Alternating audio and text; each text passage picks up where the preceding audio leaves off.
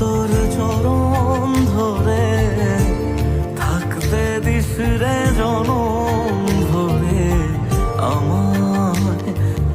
মাগো তোর এই পাগল